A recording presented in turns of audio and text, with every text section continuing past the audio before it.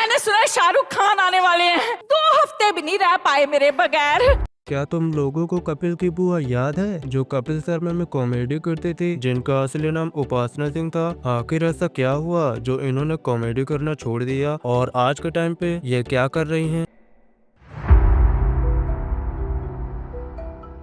तो इनका जन्म हुआ था 29 जून 1975 होशियारपुर पंजाब में, और इनकी पढ़ाई भी यहीं पर हुई थी, जहां पर 8 साल की उम्र में इन्होंने पढ़ाई के साथ डांस करने का फैसला किया। और इसके लिए कपिल की बुआ होशियारपुर से जलंधर डेली जाती थी। और आजकल के बच्चे को पता भी नहीं होता आगे करना क्या है, पर यहाँ पर एक टीवी सेंटर भी था, जहाँ पर कपिल की बुआ छोटे बच्चों के रोल भी करती थी। और आगे पढ़ने के लिए फिर वो चंडीगढ़ भी चली गई। इसके अलावा उपासना जी को बचपन से एक्टिंग का भी शौक था, और वो एक एक्ट्रेस भी बनना चाहती थी। और उनके फैमिली वाले इसके लिए उनका बहुत सपोर्ट करते थे। हमारे घर वाले तो हमारी बजाने को हमेशा तैयार रहते हैं, अगर कुछ अलग करने को बोल दिया तो। ये सारी बात का अंदाजा इस बात से लगाया जा सकता है, जब उपासना जी ने बताया कि वो एक्टिंग करना चाहती है, तो उनके सारे रिश्तेदारों ने इसे करने को मना कर दिया, क्योंकि उस समय फिल्म इंडस्ट्री लड़कियों के लिए सेफ नहीं थी। लेकिन फिर भी उनके परिवार वालों ने उनका बहुत सपोर्ट किया। इवन उनकी माता जी उपासना जी को ऑडिशन देने के लिए भी ले जाती थी, ताकि उपासना जी वहां ऑडिशन दे सकें। तब जाके उपासना जी को उनका पहला role as a child actress 1986 की मूवी बाबुल से मिला,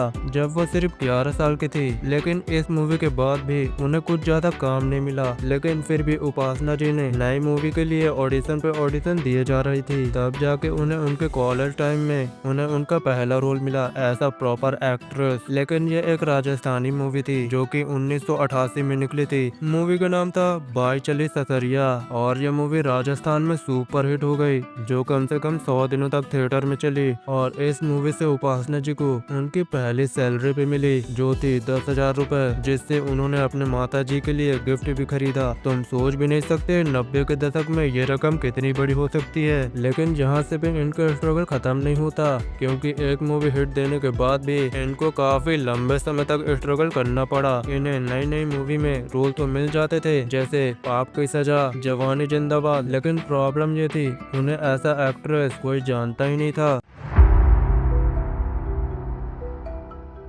तब जाके आई 1997 में जुदाई, जहां उपासना जी ने एक फनी कैरेक्टर किया,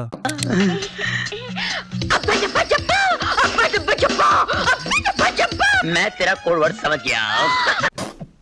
जो कि लोगों को काफी पसंद आया और मूवी हिट हो गई। लेकिन एक बात तो मैं बताना भूल ही गया, क्या तुम जानते हो उपासना जी एक बहुत बड़ी एक्ट्रेस बन सकती थी, लेकिन उनकी हार्ट की वजह से उनको कोई रोल नहीं मिला। तो ये बात है उस समय की, जब उपासना जी 17 से 18 साल की थी, और उस समय वो मूवीज के लिए एक्टिंग के ऑडिशन देती थी। तब एक बार उन्होंने एक मूवी के लिए ऑडिशन दिया एज अ लीड हीरोइन, और उस मूवी का नाम था मैंने प्यार किया। हाँ, सलमान भाई की मूवी। जब उपासना जी ने इस मूवी का ऑडिशन दिया, तो सूरज बरजातिया जो इस मूवी के डायरेक्टर थे, उन्हें उपासना जी की एक्टिंग बहुत पसंद आई, और उन्होंने एक बात बोली, मैं अपने पिताजी राजकुमार बरजातिया से बात करके आपको बताऊंगा। जिसके बाद उपासना जी अपनी मम्मी के साथ अगले दिन फिर से ऑडिशन देने पहुंची। तब राजकुमार जी ने उपासना जी का एक छोटा सा टेस्ट लिया। जब ऑडिशन खत्म हो गया, तो उपासना जी अपनी मम्मी के साथ चंडीगढ़ वापस चली गई। लेकिन काफी समय बीत गए, ना तो किसी का फोन आया, ना तो किसी का मैसेज। इसके अलावा उपासना जी अपने दूसरे छोटे मोटे रोल करने में बिजी हो गई, और वो सोच रही थी शायद उनका ऑडिशन सूरज जी और राज जी को पसंद नहीं आया। तब कुछ समय बाद इस मूवी का पोस्टर निकला, और इस मूवी के अपोजिट और कोई नहीं, भाग्यश्री थी। लेकिन इस चीज से उपासना जी को कोई ज्यादा फर्क नहीं पड़ा, क्योंकि उस टाइम उपासना जी अपने दूसरे रोल करने में बिजी थी। फिर कुछ टाइम बाद मूवी रिलीज हुई, और मूवी रातों रात ब्लॉकबस्टर हो गई। तब जाके उपासना जी को इसका बहुत बुरा लगा, क्योंकि यह उनके लिए बहुत बड़ा चांस हो सकता था। लेकिन उन्होंने किसी से कुछ भी नहीं कहा, ना तो रीजन जानने की कोशिश की, और ये बात धीरे धीरे दब गई।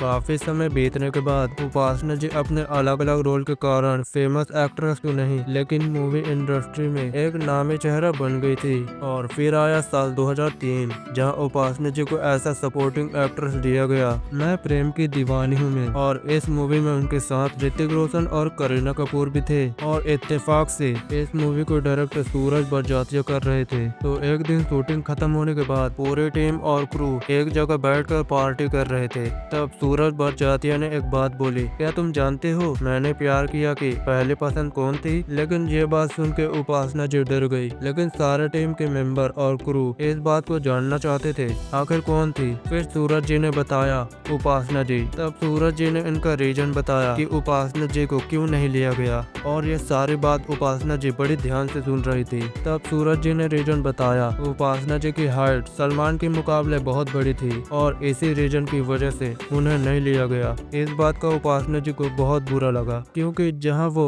अभी ऐसा सपोर्टिंग एक्ट्रेस काम कर रही हैं, अगर वो मूवी उन्हें मिल जाती तो आज वो एक प्रॉपर एक्ट्रेस होती जिन्हें अच्छी मूवी मिल रही होती, ना कि सपोर्टिंग रोल। लेकिन उपासना जी को एक और बात बुरी लग गई, क्योंकि उस टाइम ऐसी कई एक्ट्रेस थी जो सलमान से लंबी थी और सलमान के साथ काम कर रही थी, लेकिन फिर भी उन्हें रिप्लेस कर दिया गया। इन सारे चीजों के कुछ साल बाद जहां उपासना जी बहुत सारे टीवी सीरियल और मूवीज में छोटे रोल कर रही थी, तब उसी समय उन्होंने नीरज भारद्वाज से शादी कर ली और उनका एक बेटा भी है जिनका नाम ननाज सिंह है, जो एक पंजाबी एक्टर है। फिर इसके बाद आया उपासना जी का एक ऐसा टाइम जिसने उनकी पूरी लाइफ बदल दी, जहां उन्होंने लेडी इंस्पेक्टर, तमन्ना हाउसेस, सोनपरी जैसे टीवी सीरियल कर चुकी थी। तभी उन्हें 2013 के कॉमेडी नाइट विद कपिल में ऐसा बुआ कास्ट कर लिया गया, जहां उनकी फेमस डायलॉग और कॉमिक टाइमिंग पिंटू कौन है ये आदमी लोगों को काफी पसंद आया, और इस कैरेक्टर की वजह से उपासना जी रातों रात हाउस होल्ड बन गई। लेकिन एक प्रॉब्लम हो गई, क्योंकि 2016 में कपिल का कॉन्ट्रैक्ट चैनल के साथ खत्म हो गया। वहीं उपासना जी का कॉन्ट्रैक्ट अभी भी बाकी था, जिसके कारण कपिल दूसरे चैनल में चले गए और उपासना जी कॉमेडी नाइट लाइव में कृष्णा के साथ काम कर रही थी, जो कि अच्छा नहीं चला और शो आगे जाके बंद हो गया। और वहीं पे कपिल का दूसरा show the Kapil Sharma show चल गया।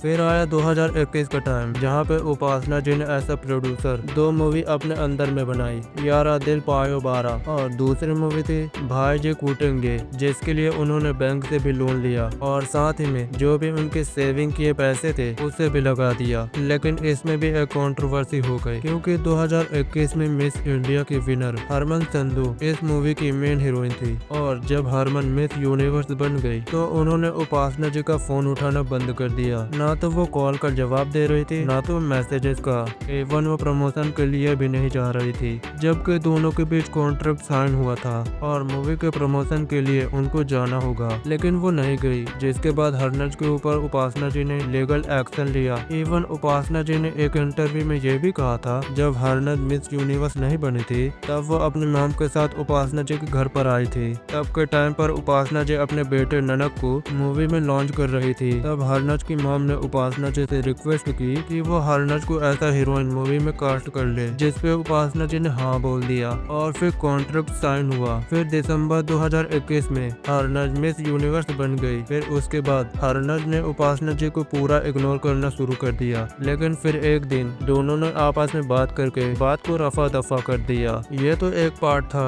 इसके साथ एक और फाइट भी शुरू हो गई, जहाँ पे ऐसी खबरें आ रही थी उपासना जी और कपिल की लड़ाई हो गई है, जिस पर उपासना जी खुद सामने आई और सारी बातों को क्लियर कर दिया। कपिल और मैं अच्छे दोस्त हैं, हम कभी कभी मिलते भी हैं और हमारे बात भी अच्छी होती है, और मैं उम्मीद करूंगी कपिल मेरे लिए शो में एक अच्छा कैरेक्टर लिखे जो मेरे एक्टिंग स्किल को जस्टिफाई करे। तो ये थी उपासना जी की एक्टिंग से लेकर लाइफ स्टोरी, जिन्होंने 90 से भी ज्यादा मूवीज में काम किया और साथ ही 25 से भी ज्यादा टीवी सीरियल कर चुकी हैं। ओके जी, मेरी अगली वीडियो बनाने का टाइम हो गया, मिलते हैं अगले वीडियो में। जाने से पहले सब्सक्राइब कर देना, नहीं तो मैं तुम्हारे हाथ काट दूंगा ठाकुर की तरह।